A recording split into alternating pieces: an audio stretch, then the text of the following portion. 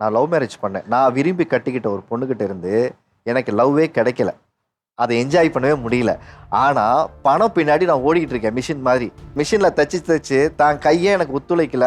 Doctor அதை வந்து அளவாக செய்யுங்கன்னு சொல்கிற அளவுக்கு இல்லை என்னதான் உங்களுக்கு கை எப்படி ஆச்சு அப்படிங்கிறது எனக்கே நல்லா தெரியும். நான் தான் 4 மணிக்கு எந்திரிச்சு வேலைக்கு போங்க, இன்னும் கொஞ்சம் காசு வரும் அப்படின்னு சொல்லி நான் தான் தாட்டி விடுவேன். கம்பெனி டைம் பார்த்தீங்கன்னா காலையில் 9 மணிக்கு தான் ஷிஃப்ட். ஆனால் நான் காலையில் 5:30க்கு எந்திரிச்சு கம்பெனிக்கு போயிடுவேன். மதியம் 12:30க்கு சாப்பாடு டயத்துக்கு வீட்டுக்கு வருவேன். மறுபடியும் சாயந்தரம் 5:30க்கு டீ டயத்துக்கு வருவேன்.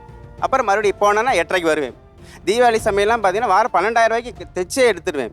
ஆனால் இப்போ பார்த்தீங்கன்னா வாரம் 4,000 ரூபாய்க்கு தைக்கிறதே எனக்கு ரொம்ப சிரமம் மாதிரி. ஏன்னா கை வலிக்க ஆரம்பிச்சிருது, ஷோல்டர் 2 அப்படி இழுத்து பிடிக்குது.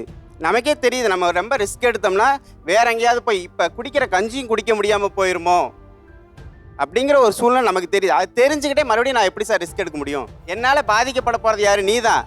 உன்னை நான் சந்தோஷமா வச்சிருக்கேனா இல்லையா? நான் அதாவது அடுத்தவங்க முன்னாடி நம்ம வாழ்ந்தே அப்படின்னா கோடி கோடியாக சம்பாரிச்சோம், காரு வீடு வாங்கி தான் சம்பாரிச்சு வாழ்ந்துக்கணும். நம்ம சந்தோஷமா இருக்கிறத பார்த்தா அது செத்துருவான். அழகாக சொன்னது.